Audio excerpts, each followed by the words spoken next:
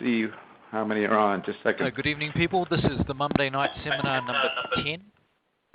But there's no toilet paper. Okay, it says there are 4 people plus me. People have always been unaware of new environments because they're afraid of them. From the moment of birth, people sense that the environment, the new environment around them, is hostile. And so every time an environment changes, we hasten to seek security and comfort in the old environment. The new is always made up of the old, or rather what people see in the new is always the old thing, the rearview mirror. The future of the future is the present.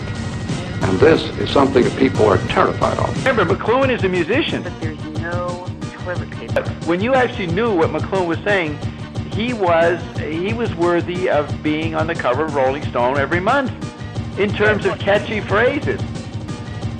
He was a hidden ground.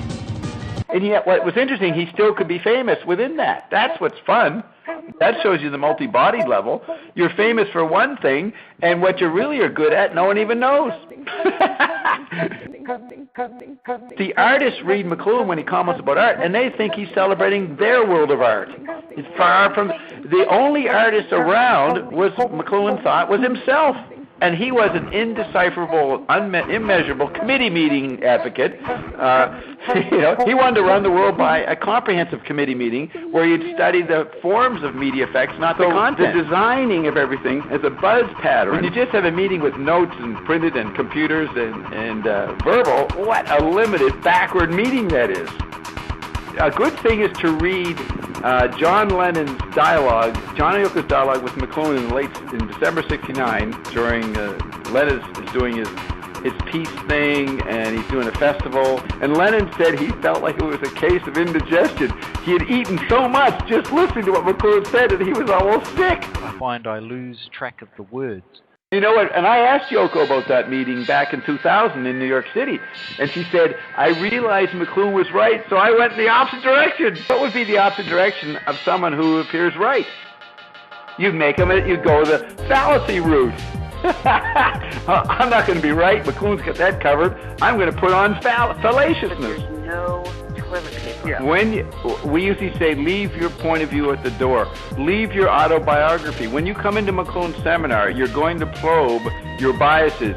And the biases are the arts, and your deepest wishes and desires are going to be questioned by the McLuhan environment. So I would ask you to look at your valuation of the artist and recognize that there hasn't been that kind of artist in that cultural formation level or cultural ground for 100 years. I find I lose track of the words.